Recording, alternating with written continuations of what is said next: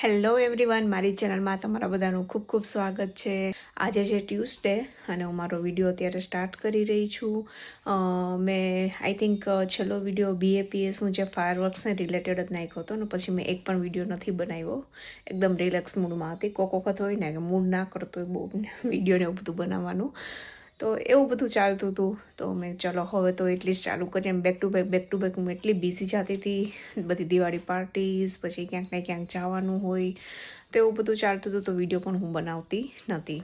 તો બસ આજે વિચાર્યું ચલો એટલીસ્ટ સ્ટાર્ટ કરું, કારણ કે ઘણા લોકોના મને પર્સનલી મેસેજ આવી ગયા છે કેમ વિડીયો નથી આવતા. તો બસ અત્યારે મિશા ગઈ છે સ્કૂલે, મૂકી આવ્યા એને. અને આજે છે એકાદશી, તો અમે લોકોએ પણ અગિયારસ કરી છે. આજે તો મોટી અગિયારસ છે. ઓફકોર્સ એવી કંઈક મોટી અગિયારસ આવે ને ત્યારે અમે લોકો કરતા જોઈએ છીએ, જિજ્ઞેસ પણ કરે છે. કહેતી હોય જો કરવી હોય તો કરે, એવું કંઈ ફોર્સ ન હોય કે કરવી જેવું. અને હું પણ એવું છે કે જો મને યાદ આવી ગઈ હોય ને કે અગિયારસ છે ને એમ થાય કે ચલો રહેવી છે તો રહી લેતી હોય. બટ આવી રીતના કોઈ મોટી ભીમ અગિયારસ છે, પછી દેવઉઠની અગિયારસ છે, તો એવી બધી આવતી હોય ને તો એવી ઓફકોર્સ આમે કરવી પણ જોઈએ. તો બસ આજે છે અગિયારસ અને મિશા પણ ફરાળનું બધું જમી લેતી હોય છે, તો કાંઈ ટેન્શન નથી એનું પણ. તો આજે કંઈક બનાવી સામાન્ય ખીચડી અને ફરાળી કઢી બનાવવાનો વિચાર છે. Let see. હું એકલી હોય તો હું ફ્રૂટ ઉપર કરી શકું, બટ ઓફકોર્સ જિજ્ઞેસ હોય એટલે કંઈક તો હું જમવાનું બનાવીશ જ, કે જેથી કંઈક ને કંઈક આવું પણ કંઈક વ્રત આવે ને કોઈ પણ એકાદશી બધું કરવાનું પણ મન થાય એ લોકોને પણ. ઓફકોર્સ કોઈને ભૂખ્યા તો નહીં જ રાખું, તો કંઈક બનાવશું. ફરાળી કઢી અને સામાન્ય ખીચડીનો પ્રોગ્રામ છે. લેટ સી હું શું બનાવું છું છેલ્લે તે. અત્યારે પણ આ બેડ ને એ બધું કરીશ અને પછી નાઈશ, પૂજાને એવું કરશું અને પછી કામ કરીશ. અને ઓફકોર્સ પછી તો મિશાને લેવા જવાનો ટાઈમ પણ થઈ જશે. અને કાલે અમે લોકો એકચ્યુઅલી ગયા હતા. કાલે પણ મારે એકચ્યુઅલી વિડીયો સ્ટાર્ટ કરવો હતો, પણ કાલે મને જવાનું હતું પેરેન્ટ્સ મિટિંગમાં સ્કૂલની અંદર, તો ત્યાં ગઈ હતી. તો ત્યાં ગયા ને એટલે થોડું ઘણું હોય 15 થી 20 મિનિટની, બટ આગળ પાછળ બધા પેરેન્ટ્સ હોય ને એટલે થોડુંક લેટ થઈ જ જતું હોય. તો મારે ત્યાં પણ પોણી કલાક જેવું થઈ ગયું હતું. તો મિશાના તો ચલો વખાણ કર્યા છે તો વાંધો નથી, બરાબર કરે છે. તો ચલો સારું લાગે ઓફકોર્સ એવું સાંભળીને. તો ચલો બધું કામ કરીએ. અને કાલે છે ને, કાલે નહીં અહીંથી હું 2 કે 3 દિવસ પહેલાં કોસ્કો ગઈ હતી, તો હું આ લઈને આવી છું. લેટ સી એનો રિવ્યૂઝ કેવું છે. આની અંદર ડીલ હતી તો મેં ચલો લઈ લઉં, તો મેં લઈ લીધું. જોઈ શકો છો તમે, ઘણા જ બધા છે એની અંદર, બધા લખેલે, બધું ડિસ્ક્રિપ્શન પણ આપ્યું છે કયું બ્રશ કેના માટે છે. સારું લાગ્યું તો મેં લેટ સી ચલો ટ્રાય કરીએ આપણે. અને રિવ્યૂ થોડોક ટાઈમ રહીને હું શેર કરી દઈશ.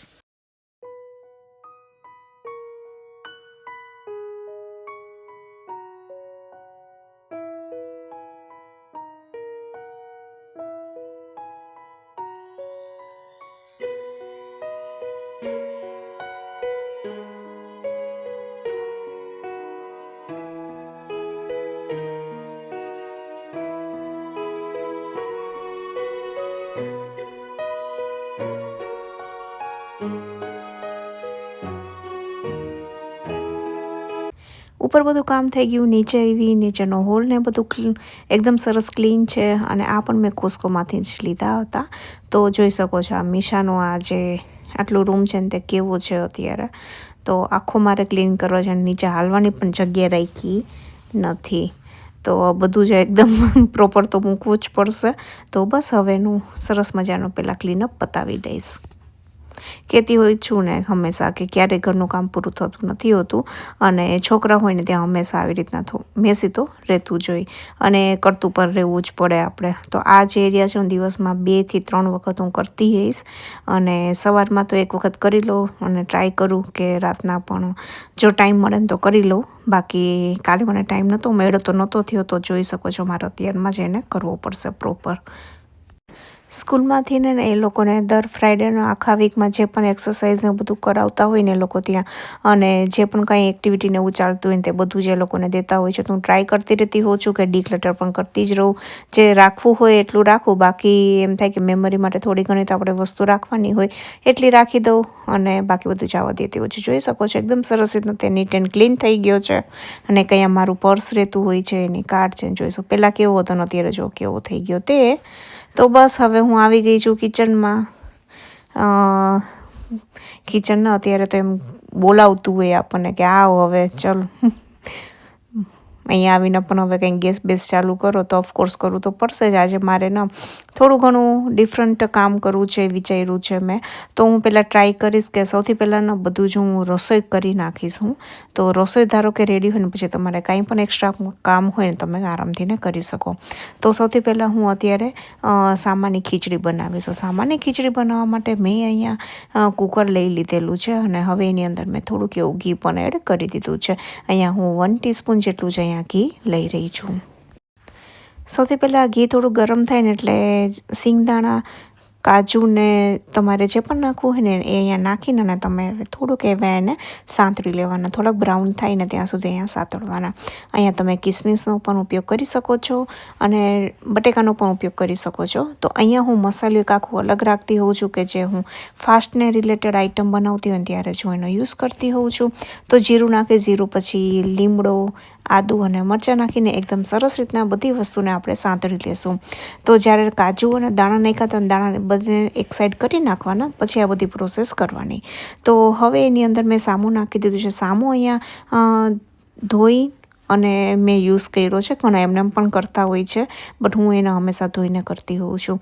તો હંમેશા જ્યારે સામાન્ય ખીચડી બનાવતા હોય ને ત્યારે તમે 4 થી 4.25 ગણું પાણી નાખવાનું, એટલે ખીચડી છે ને બિલકુલ પણ ડ્રાય નહીં લાગે. આવી રીતના ડેફિનેટલી તમે લોકો ટ્રાય કરજો અને પછી તમે મને કહેજો. હું અત્યારે કાંઈ મસાલા યુઝ નથી કરતી, એકદમ જે વ્હાઈટ ખીચડી જે બનાવે ને એવી જ હું અત્યારે બનાવી રહી છું. તો હવે એની અંદર હું થોડુંક એવું લીંબુ નીચોવી દઈશ. તો કરીને અને પછી એકદમ સરસ આપણે મિક્સ કરી નાખવાનું. અહીંયા થોડી ખાંડ અને આપણે મીઠું પણ નાખવાનું. તો બસ અહીંયા મેં સિંધવ સોલ્ટનો અહીંયા યુઝ કર્યો છે, અને હવે હું એમાં નાખી દઈશ ખાંડ. તો એ બધી વસ્તુને આપણે હલાવી લેવાનું, અને પછી આપણે કુકરને બંધ કરીને 4 સીટી કરીશું. તો એક બાજુ મેં કુકરને મૂકી દીધું છે, અને હવે હું ફરાળી કઢીની તૈયારી અહીંયા સાઈડ ટુ સાઈડ કરતી જઈશ કે જેથી બંનેનો વઘાર પતી જાય તો મારે ઘરનું કાંઈ પણ થોડું ઘણું એક્સ્ટ્રા કામ હોય ને તો તે હું અહીંયા આરામથી ને કરી શકું. કેટલા લોકો આવી રીતના કરતા હોય છે મને કહેજો. મારે આજે સવારના બધા વાસણથી માંડીને બધું જ કામ બાકી છે.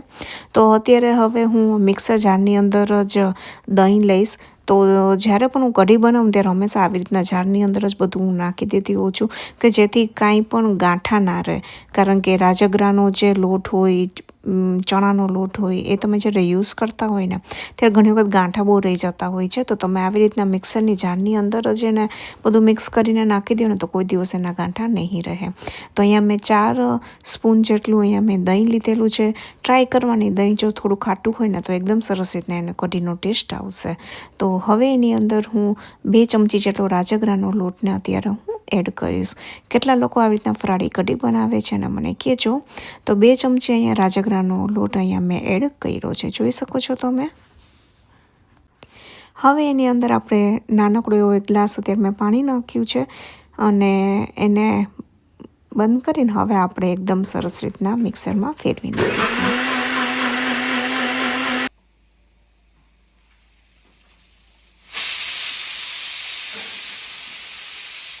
અત્યારે એક સાઈડ ખીચડી થઈ રહી છે, અને અત્યારે મેં અહીંયા એક સાઈડ હવે કઢી બનાવવાની પણ પ્રિપરેશન સ્ટાર્ટ કરી દીધી. 1 ટેબલસ્પૂન જેટલું અત્યારે હું ઘી એડ કરી રહી છું. તો હું હંમેશા મસાલો એક અલગ જ રાખતી હોઉં છું, બટ આજે મેં કાંઈ જ મસાલામાં એડ નથી કર્યા. એકદમ સિમ્પલ એવું જ બધું બનાવી રહી છું. તો મરચું કે હળદર કાંઈ નથી એડ કરવાની. સૌથી પહેલાં ઘી ગરમ થાય એટલે એની અંદર જીરુંને એડ કરીશું, પછી આદુ, મરચાં અને લીમડો એને એડ કરીને આપણે એકદમ સરસ રીતના એને સાતળશું અને પછી આપણે જે રાજગરા અને દહીંનું જે મિશ્રણ બનાવ્યું હતું એને આપણે એડ કરી દઈશું અને સરસ રીતના એને હલાવશું. હવે એની અંદર થોડુંક એવું પાણી એડ કરીશું અને એને ઉકળવા માટે એક સાઈડ મૂકી દઈશું. એક સાઈડ તે ઉકળશે અને હું અહીંયા સાઈડમાં મારું બધું કામ પણ સ્ટાર્ટ કરી દઈશ. કરી રેડી થશે ત્યાં સુધીમાં અહીંયા હું મારું પ્લેટફોર્મ ને બધું પણ ક્લીનઅપ કરી નાખીશ. તો થોડીક વાર ઉકળી જાય ને પછી એની અંદર આપણે નમક અને ગોળ એ બંને ખાસ નાખી દેવાનો અને એવી રીતના હું મારી કઢીને રેડી કરી દઈશ.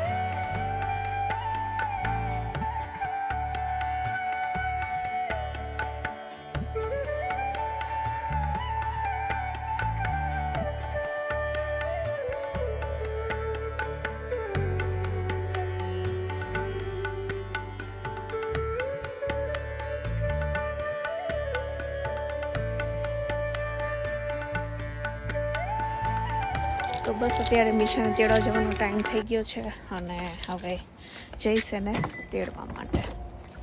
ચલો આજે તમને પણ લઈ જાઉં મારી હારે.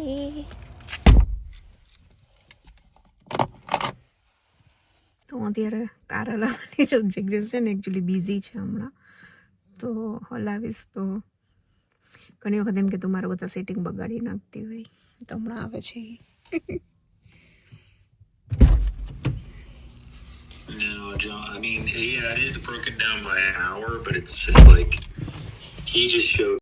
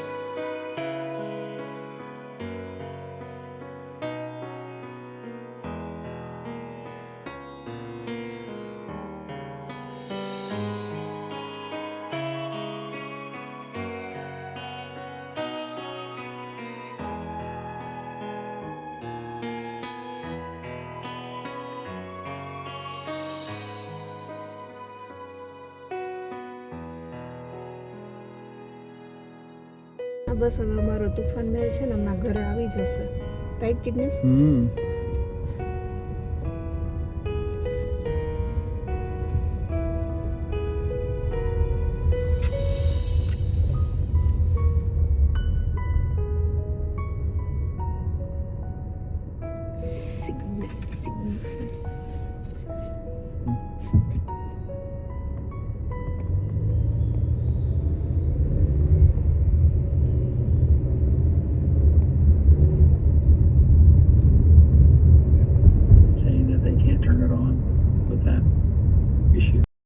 અહીંયા સરસ મજાની સામાની ખીચડી અને રાજગરાની કઢી એકદમ સરસ રેડી થઈ ગયા છે. જોઈ શકો છો કેટલા એકદમ સરસ યમી પણ લાગી રહી છે. તો હવે જિગ્નેશ અને મીશાને બંનેને એનો રિવ્યૂ પણ પૂછી જ લેશું. તમને લોકોને મારી રેસીપી કેવી લાગી જરૂરથી ને જણાવજો. હાય મીશુ. હાય. તું સ્કૂલેથી આવી ગઈ? ઓકે. કેવું બન્યું છે કઢી અને ખીચડી? ગુડ બની છે. ઓકે. તને ભાવી? ઓકે ચલો. જિગ્નેશ કેવી લાગી તને? સરસ છે કઢી અને સામો સરસ છે, ડ્રાય નથી લાગતો. ઓકે, ચલો તમે બે એન્જોય કરો અને હું પણ હવે મારું લઈ લઉં. હેલો, તો અત્યારે સાંજના વાગ્યા છે 6:15 અને રાતના અત્યારે જાણે કેટલાય વાગી ગયા હોય ને એવું થઈ ગયું છે બધું, હાવ ડાર્ક. અંધારો થઈ ગયો, ઠંડી પણ ચાલુ થઈ ગઈ છે અને મિશા અત્યારે જઈ રહી છે. મિશુ સીધ જાય છે સ્વિમિંગ ક્લાસ. સ્વિમિંગ ક્લાસમાં. બસ અત્યારે અમે લોકો જશું, પછી આવશું, વળી પાછું કંઈક જમવાનું બનાવીશ.